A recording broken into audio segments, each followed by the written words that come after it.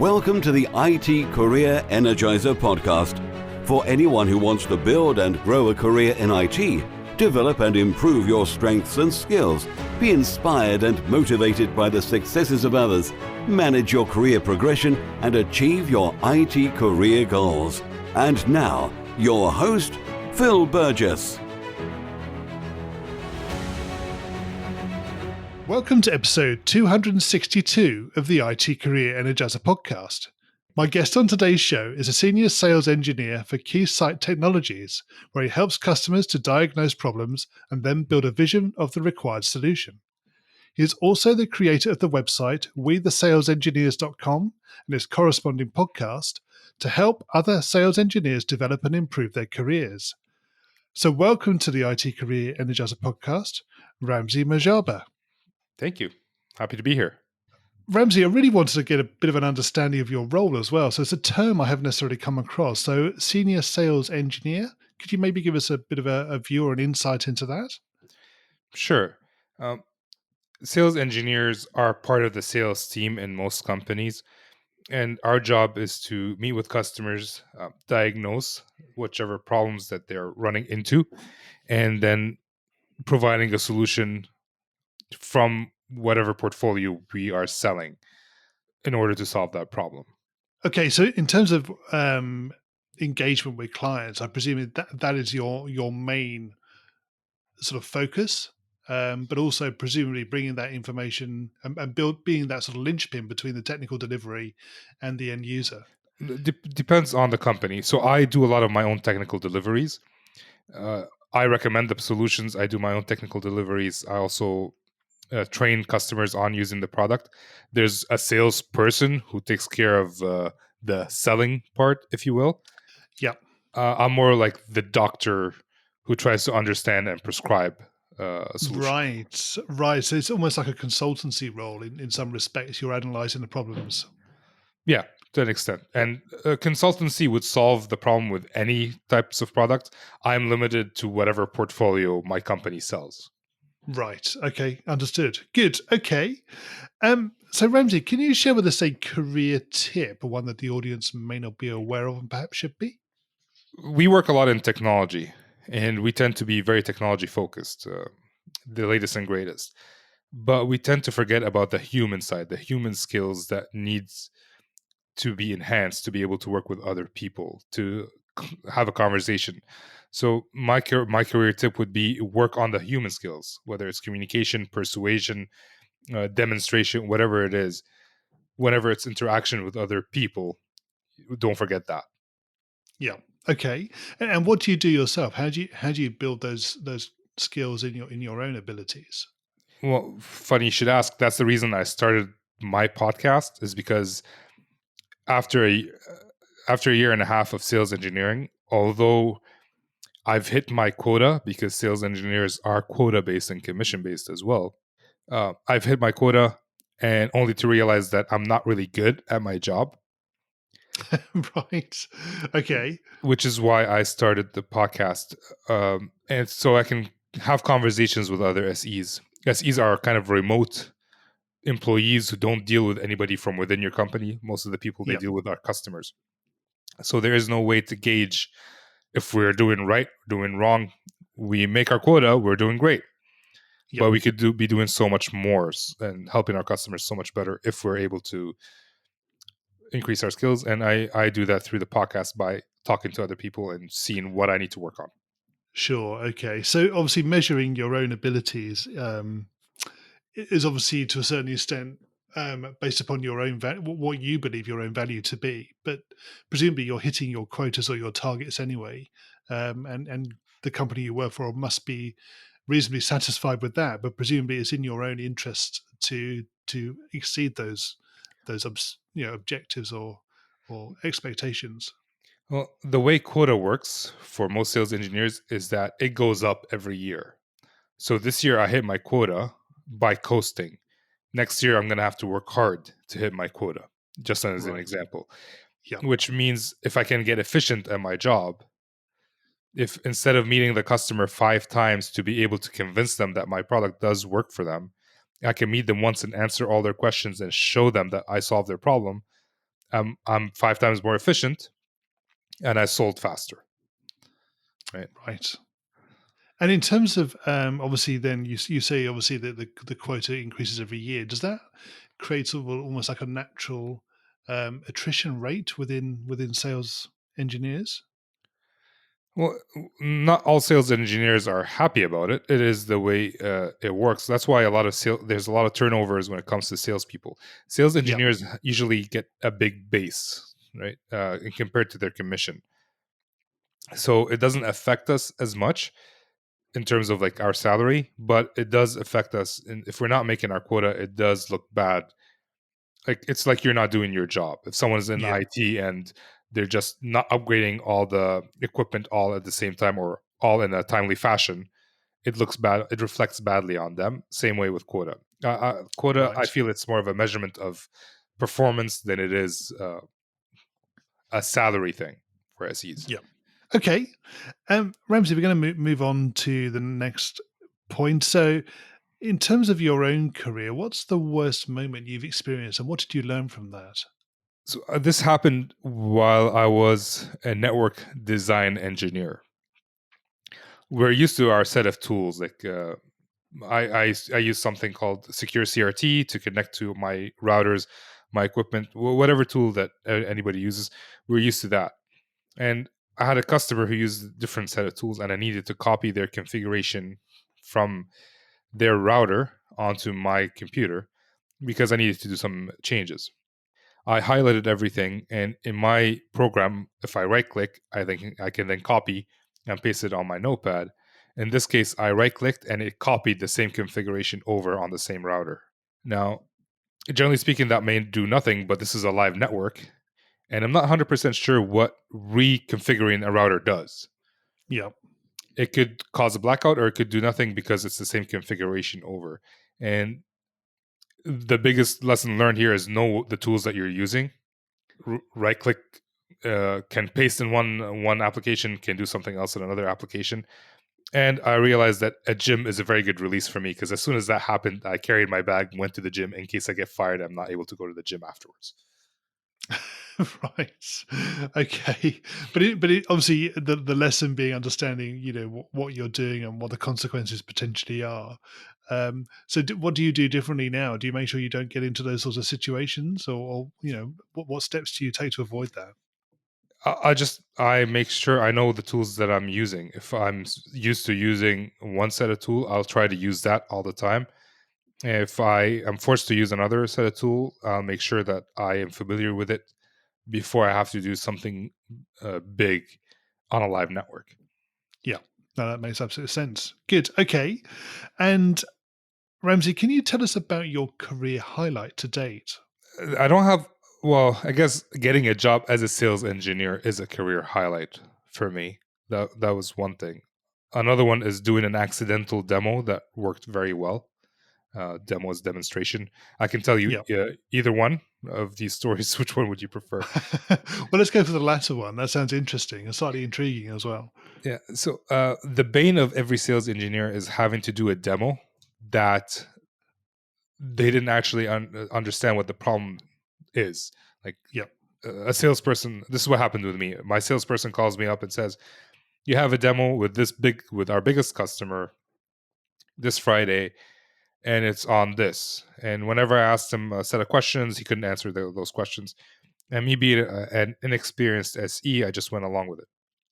And then I showed up to the demo only to find out that what my sales guy told me was 90% incorrect. My solution was to skip that 90% and just do the 10%. And that's exactly what the customer wanted to see. And I didn't have to do anything. And we sold the product. Right. So you very much focus on, what their problem was, presumably. Yeah. Well, sales engineers, some of us, we tend to kind of show step by step what you need to do in order to get the result. Most Yeah. customers are just worried about the result. And I learned that through that demo that I didn't need to do that 90%. They just wanted to see the results. And here you go. There's the results. It has all the information that you guys want. Doesn't matter how we got here. We can train you on that. but this is what you need, right? And it's like, yeah, that's Yeah. exactly what we need. I'm like, perfect. Good. Okay. It's interesting you talk about this in particular. Obviously, having been on the other side of the fence on the sort of client side when you're receiving a presentation or a demonstration of a tool, um, it's sometimes very difficult for the sales team to really understand what it is that the client actually wants. And the amount of times I've sat personally through a presentation or a demonstration of a tool which has no bearing on the problem that I'm trying to solve is it must have happened, I don't know, a dozen times or more. So presumably you do see that. You do have to, go through that process sometimes where what you present isn't really aligned to the customer's needs. I, I early in my career, yes. Right now, uh, I do. I like to do discovery calls, and discovery calls is what I mentioned earlier. It's a Yeah, doctor try to understand what the problem is. If like we're both busy, I'm busy as a sales engineer. My sales guy is busy as a salesperson. The customer is busy because their job is much more than just sitting and listening to salespeople talk.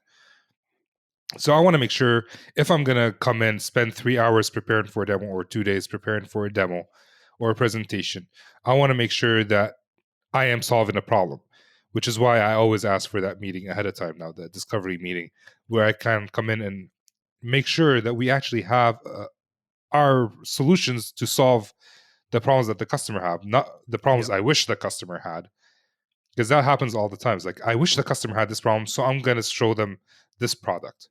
But yeah. that's not how it works. And you end up having a very bored audience who are looking at their watch, replying to emails, or joking around with their friends while I am sweating and I'm seeing my demo crumble before my eyes because nobody cares about it.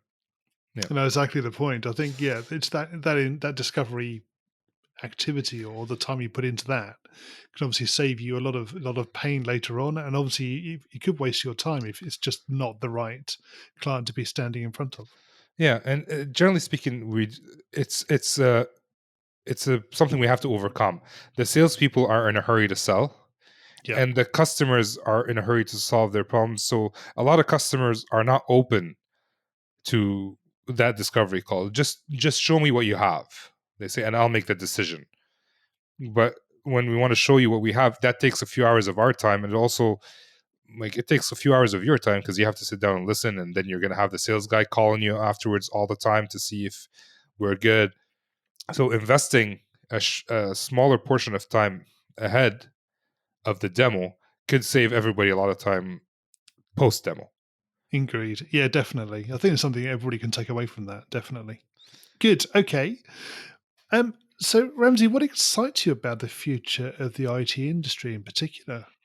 The IT industry changes quite a bit. Like everybody used to have their own servers, now it's going to the cloud. Everybody's worried about security as well. It's just the fact that it's always changing and always advancing. That means our if we advance with it, we're always going to have a job. So that's I feel like that's something that's exciting about the Yeah. IT industry specifically, and for sales engineers as well. Yes, I'd better say so. From your own perspective, presumably that means you have to be continually learning and keeping up with things that are new products, particularly within your own company. Yeah, there's always it's continuous learning. When I Yeah, worked previously, and I worked in support, and I also worked in network design. My knowledge base was so focused on two products or three products that I didn't know what happened in the entire network. Now, as a sales engineer, where I see all of that, it's just I have a better understanding of what customers are trying to solve, and it's more fun for me than just focusing on one aspect. yeah. Okay, good. All right, we're going to go into the reveal round now. We're going to find out a little bit more about you and the way you think. So, what first attracted you to a sales engineering role? I used to work, I mentioned earlier, as a network design, and I felt it doesn't matter how many projects I work on, my salary is my salary. And at the end of the day, I am at the mercy of my manager to fight for a bonus or a raise or whatever it is. And also, I was focused on a couple of different products only. The beauty about sales engineering is if you close more projects because you're commission based, you get paid more money, you're rewarded for your overtime that you've been working on. The customer that's been giving you a hard time and you were able to convince them to buy from you. So you're rewarded based on your performance, not just as an hourly rate, because I could be getting paid the same amount as somebody who's not doing anything all day as a network design, and that I did not like that. Yeah. So Okay. that attracted me quite a bit. What is the best career advice you've ever received? Uh, it's sales engineering related, and it's from my VP of sales, and he told me don't show the entire fruit basket. And what he meant by that is we were working with a customer and he was asking for something. We had a solution for him today. I also knew that we might be coming up with something in like a year. And I mentioned that to him and he almost did not buy anything. And a year came by and we didn't have that other product that got canceled. So basically solve the problem with what you have today, not what might be Yes. coming down the line. Yeah. I think from a sales perspective, that's obviously very important. Yeah, and even from a customer's perspective, like he promised his people that he's going to get something in the future that we weren't able to provide because Yes. it was just a theory. Like we might be having that. So, and they needed a solution today. Why did I make him wait? Why did I promise him? Like from a sales perspective, it's not great. From a customer's perspective as well, I made him look bad in front Yeah. of his customers because every person I work with has his own customers, even if they're internal to their own company. Okay. And conversely, what is the worst career advice you've ever received? Um, it wasn't advice; it was something I learned from my sales guy, and it's something called spray and pray. Have you heard of that? Yeah, I have. But yeah, go Yeah. on. Spray and pray is basically I come in with a slide deck and not do any discovery and just go through every slide and ask the customer, "Is this something that's interesting for you? Is that Yeah. something that's interesting for you?" And after an hour and a half of going through slides, I can feel my customer glaring at the back of my head and my head burning up. So that's what I learned from him, and that's the worst piece of advice I've ever been given. If you were to begin your career again in today's world, what would you do? Maybe go into sales engineering sooner, or but that's a better piece of advice would be uh, find industry standard certification and do those, not certification specific to your company. Because that's what I worked for Alcatel Lucent. They had their own certification program. Yeah. Cisco has its own certification program. Nobody cared about Alcatel Lucent certification. Everybody cared about Cisco certification, although they're equivalent. Yeah. Yeah, so I should have done that.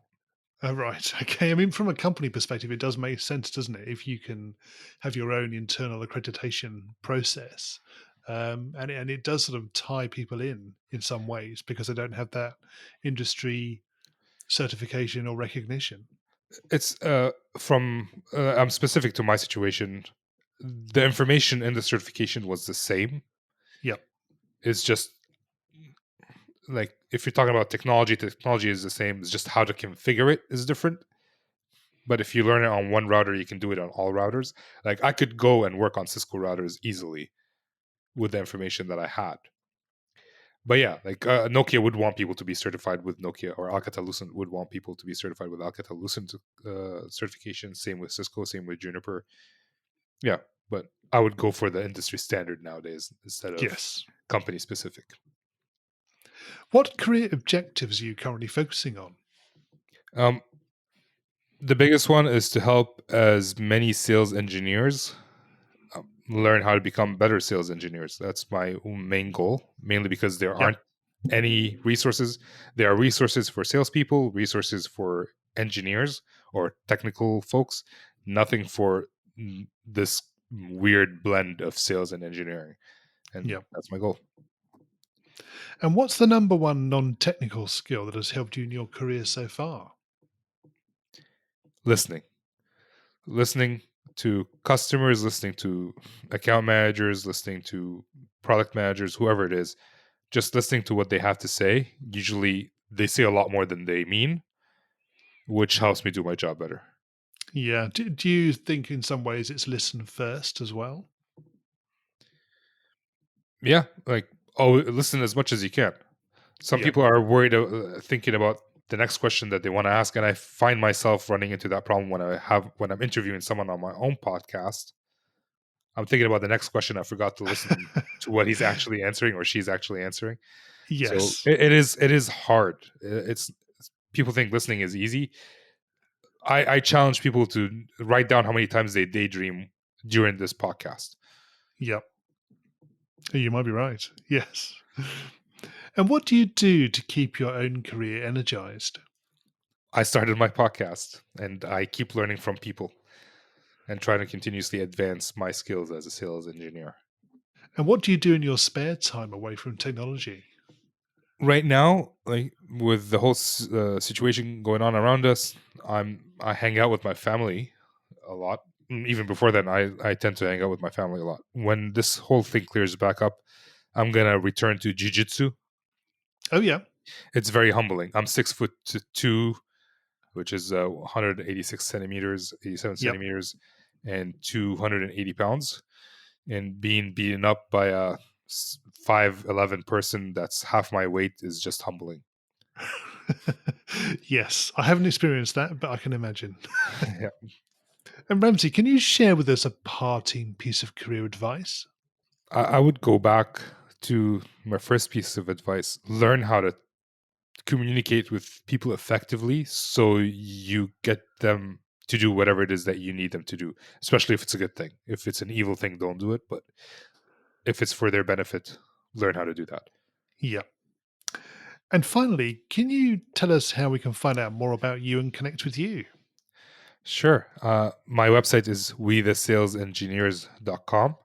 I'm Ramzi Marjaba on LinkedIn and we the SEs on Twitter.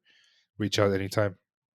Ramsey, thank you so much for joining me on the podcast today. It's been great chatting with you. Likewise. Thanks for having me. Hi, Phil here again. Just a final few words from me. Firstly, I'd like to thank my guests for sharing their career tips, experiences, and insights with us on the show today. As you probably know, there have been more than 200 guests on the show so far, and I'm continuing to try to attract new guests that can provide great insights to all of us. However, to enable me to do this, I need to ensure that the podcast continues to grow and reach an extended audience.